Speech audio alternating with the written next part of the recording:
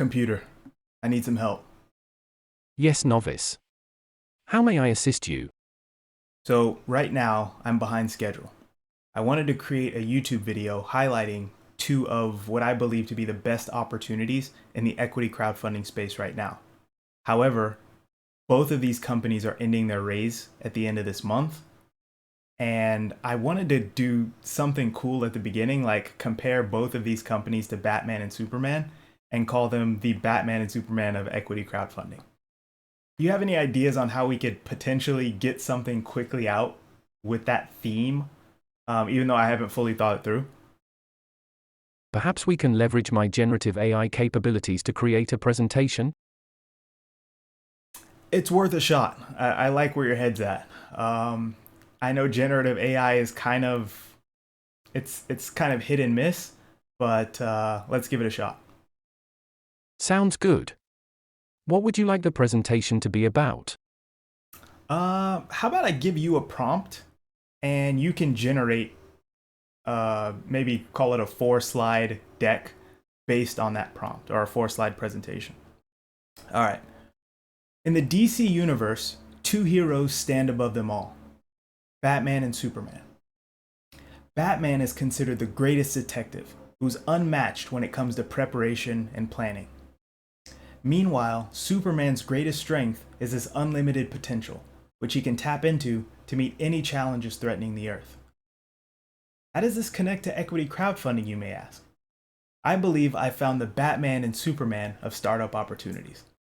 One company has quite a clear roadmap to growth, with a projected 5 to 15x return, while the other likely has unlimited potential for growth. Let's talk about both. All right, let's try generating that. Generating presentation based on your prompt and my knowledge of our previous conversations. Wish me luck. Good luck.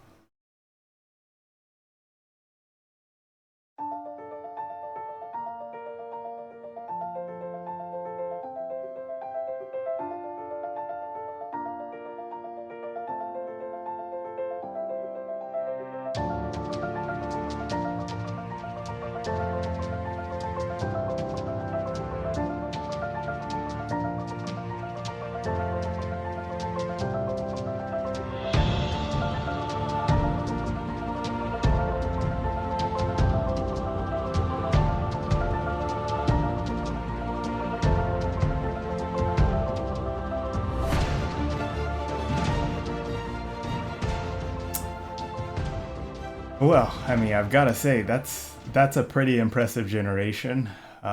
Still a little bit dicey talking about guaranteeing returns, but well done, Edward.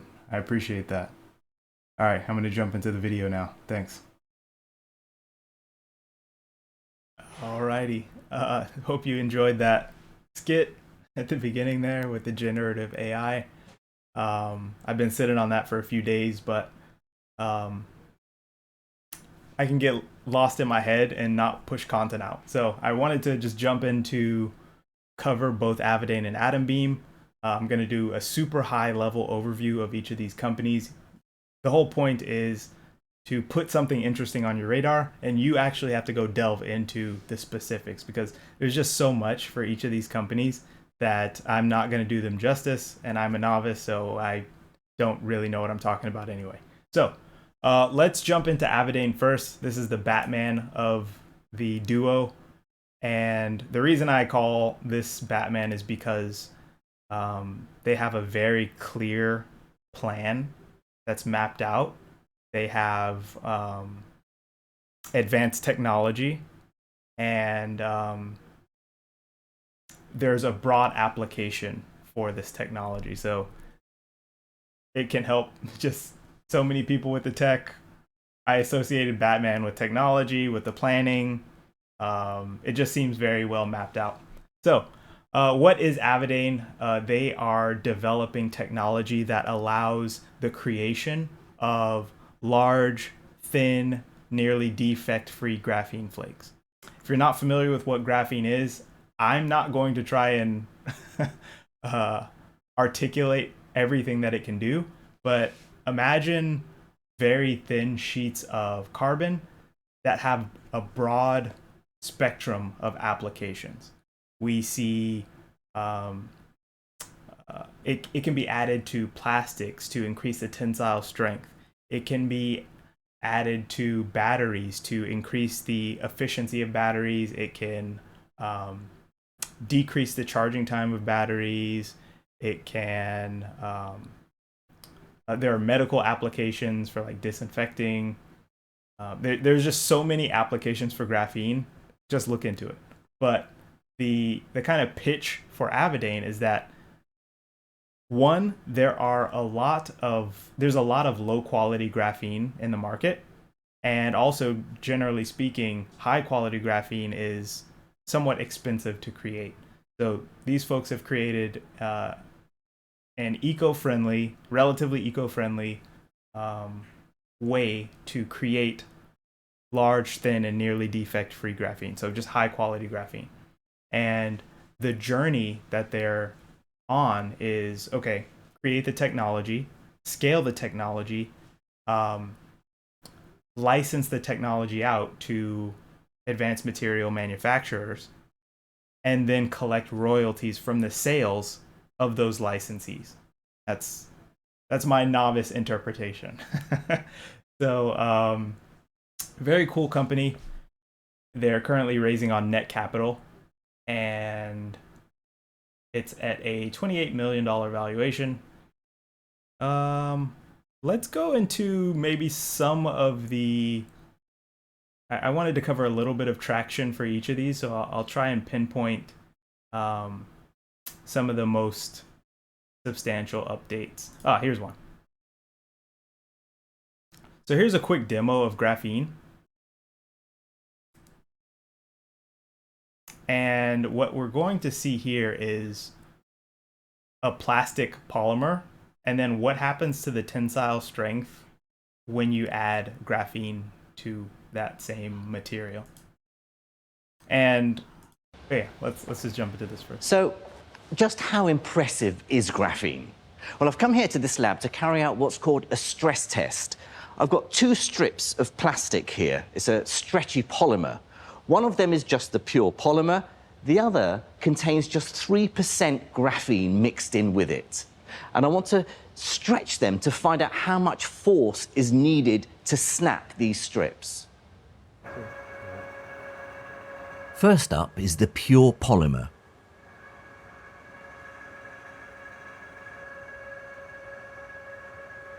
There we go. It's gone. It's gone. So that snapped at 533 newtons. 533 newtons. So that's about Two bags of cement. 2 bags of cement. So now you're going to swap it with the graphene. Yes, I'm going to implanted one. reset the machine with the graphene ones. Okay. Okay. What was it, 533 newtons? Let's see what the graphene polymer does. 3% graphene.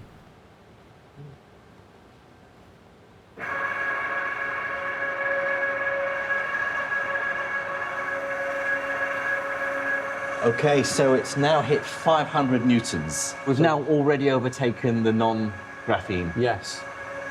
And it looks pretty healthy as far as I can tell. It's healthy, yes. It's coming up to 750 newtons now.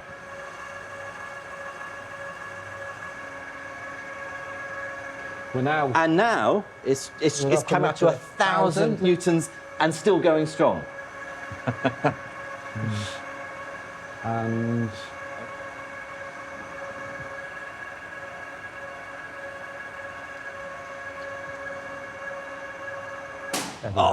So that was about... So the final force was 1,074. So that's double. Twice as much force was needed to snap this polymer compared with the one without the graphene. That is pretty impressive. A huge improvement with just a few percent of graphene mixed in with the polymer. Oops. So yes, that is just one demo, but once again, there are so many applications for this. And as part of this update in May, Brad says that So in that example, there was a polymer strip that contained 3% graphene flakes. They used graphene sheets, which are a particularly poor material for this purpose. We believe that using just 0.01% to 0.05% of our large, thin, and nearly defect-free flakes would produce significantly superior results.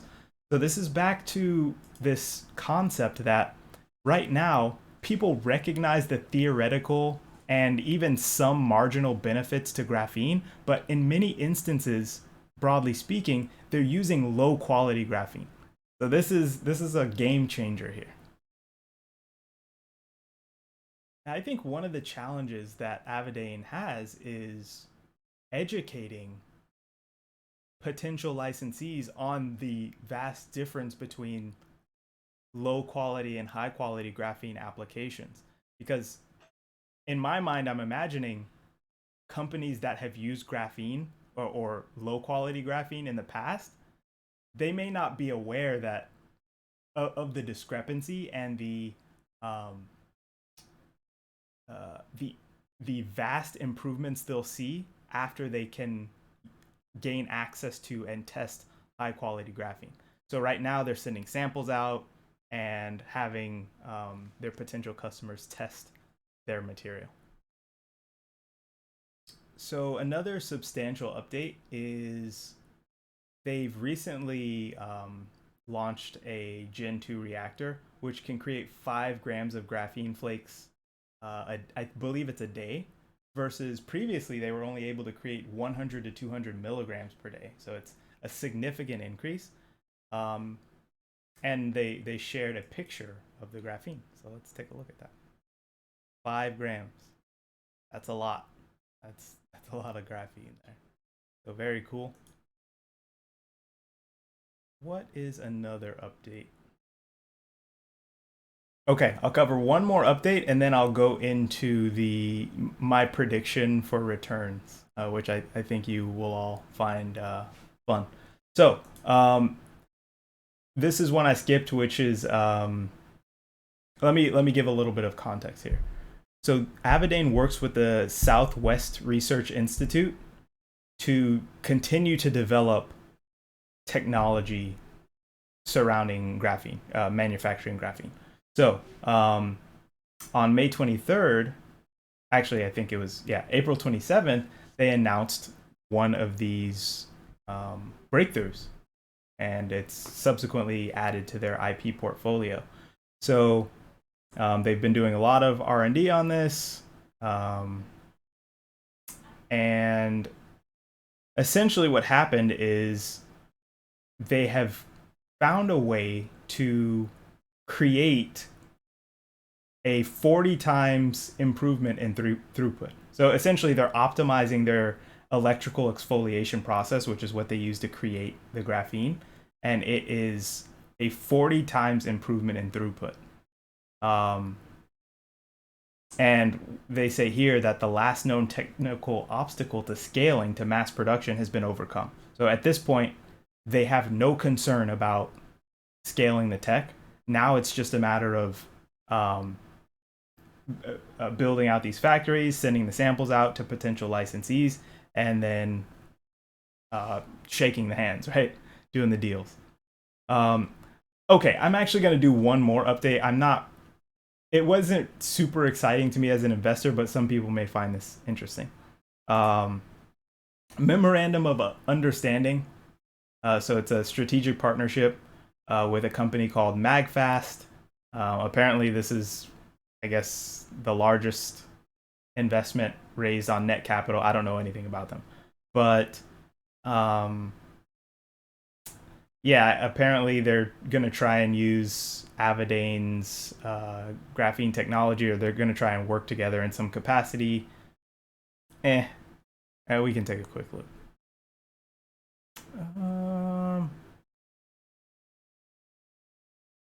I think they do wireless charging.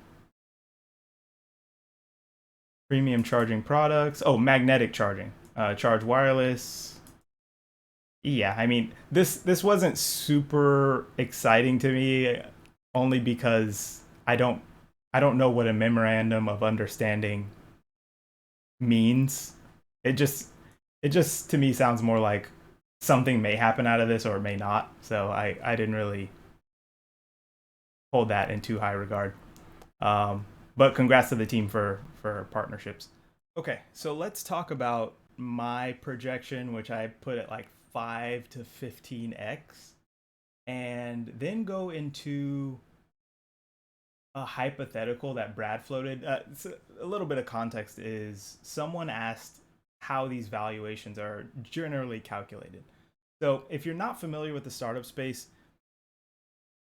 CEOs, anyone who's running the company, especially for crowdfunding investments, they're not allowed to talk about like any guaranteed returns. They're not really allowed to talk about projected returns either. But a good proxy for that, and I think the most educated and well versed leaders can speak to just industry standards.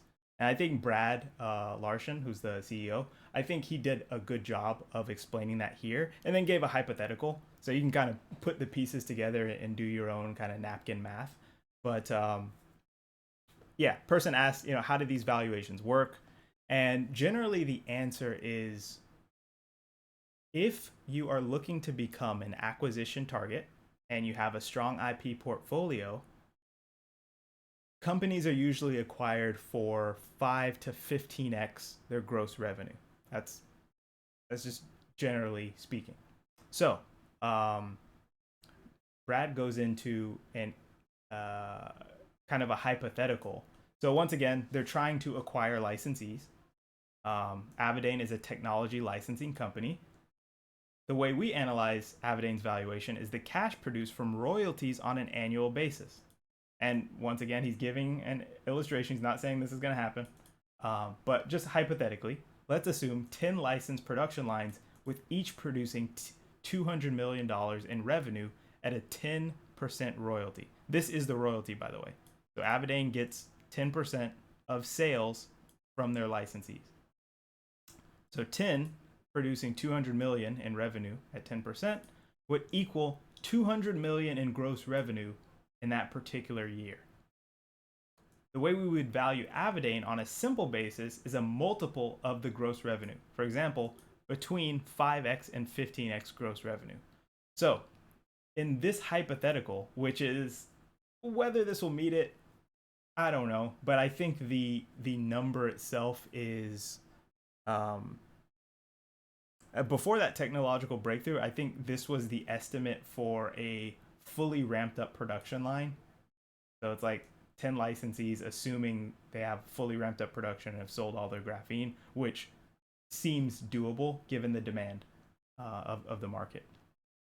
So this would put us at about a $1 to $3 billion valuation.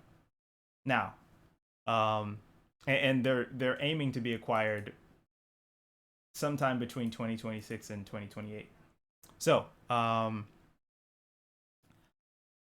I still have questions about whether it makes more sense to just keep collecting royalties versus be an acquisition target. I'm not going into that. It's on the table, but it doesn't seem to be the primary goal. The primary goal seems to be acquisition. But okay. So if they sell at a 5 to 15x, making 200 million, that's 1 to 3 billion. So what does that mean? 1 to 3 billion on a $28 million valuation.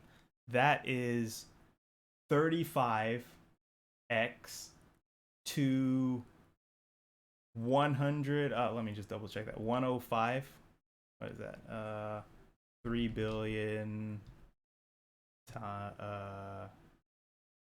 And then this would be like 28. Whoops. 107. So it's somewhere between 35 and 107x. But why do I say 5 to 15x? Because in my conservative estimates, if we have 10 licensees and we're making 28 million as opposed to 200 million, Yeah, we'll keep it at 5 to 15x. So I'm being conservative.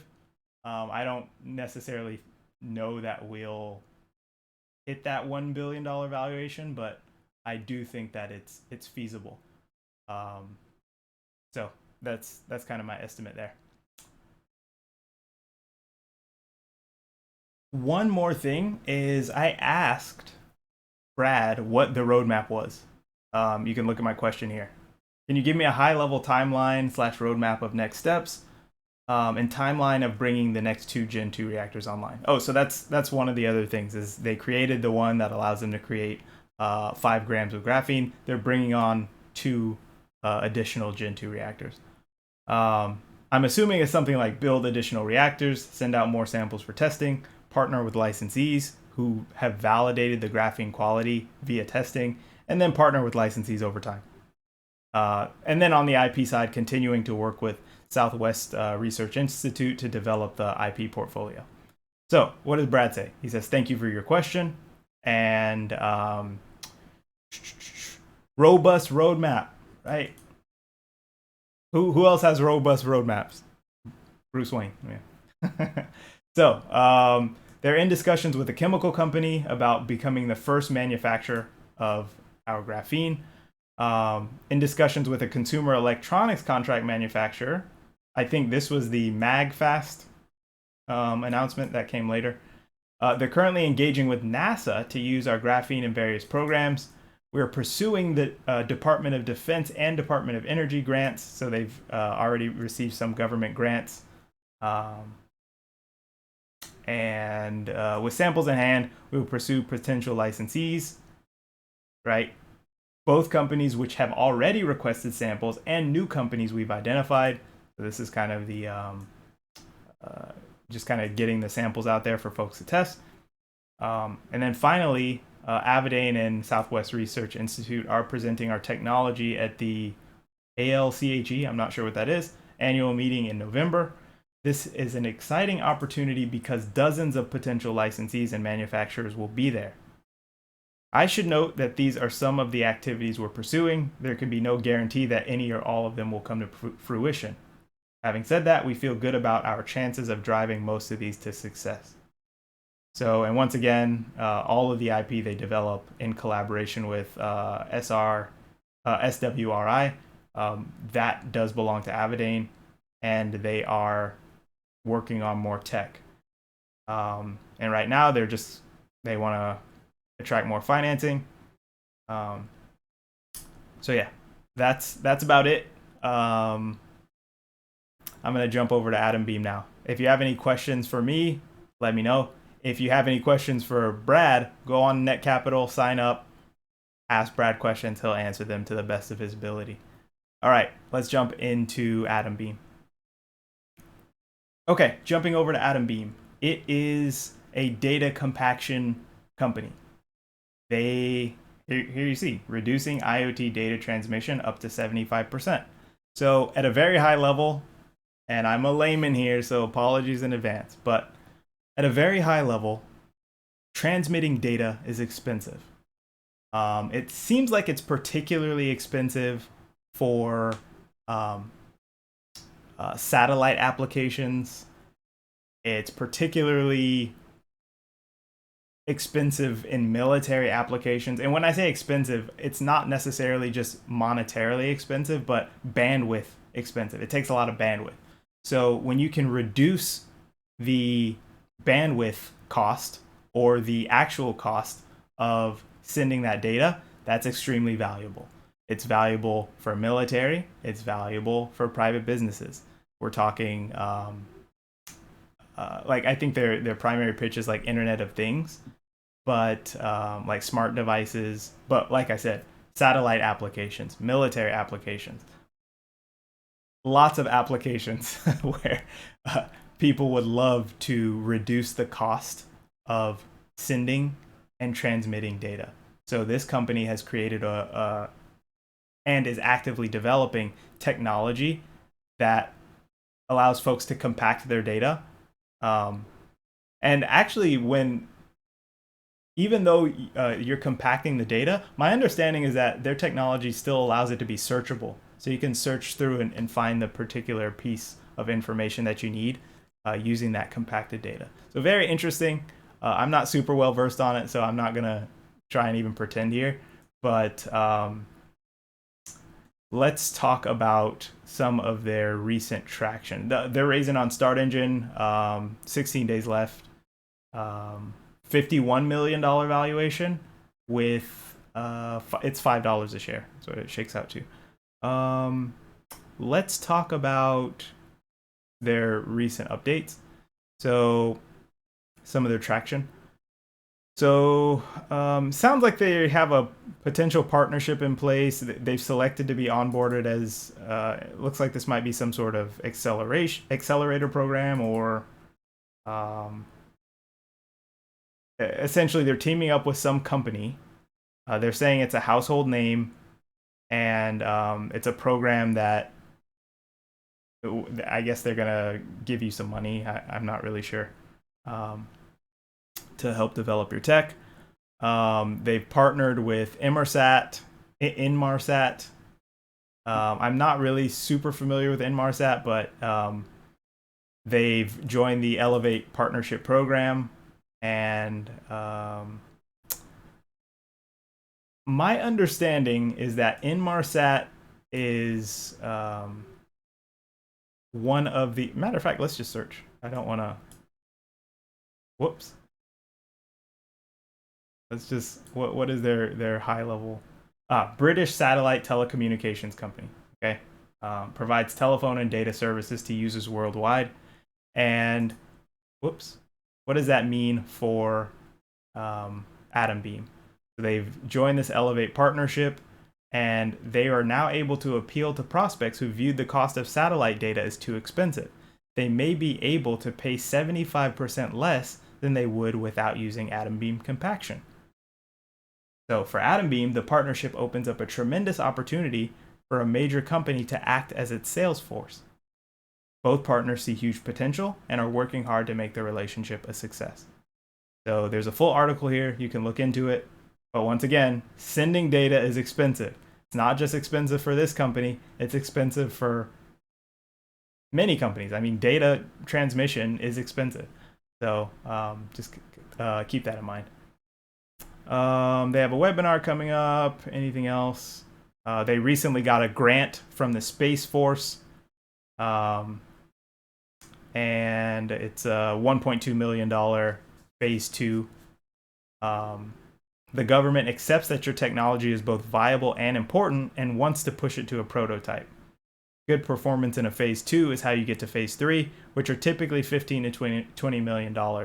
Phase 3 is how you get to deployment, which of course is a very significant event from the perspective of revenue. So yeah, Space Force has given them a thumbs up. And yeah, there's a lot of potential military applications. And if you can get military contracts, that's just revenue, just unlimited potential. And this is kind of what I was talking about when it comes to like the comparison to Superman, because they're going to space. Space Force comes through. They're going to provide a lot of value. Yeah, there's just so much potential for this company, and it seems unlimited. Now, the only reason why I think Avadain is potentially limited is because their end goal is to be acquired, as opposed to just like keep building IP, keep acquiring licensees. So that's why in my mind, I'm capping it. But yeah, that's kind of the high level take. I realize I'm ranting a little bit, so I'm going to try and wrap this up. So what is the return potential of Atombeam? Right now, they're raising at a $51 million valuation. Do I think this company is a unicorn? Yes. And so I just stopped there. How many billions it's worth, I don't know. Let's just call it 1, right? And if that's the case, we're looking at 19x, something like that. So 19 plus x, and every billion after that is an additional 19. So over what time frame? That's also a little bit unclear whether when we'll ever see any sort of exit. But and that's also why it's a bit kind of floaty versus Avadain's 2026 to 2028 timeline of acquisition. But yeah, so I hope this discussion was not too rambly. If it was, let me know. I can try and be better about that. Anything else?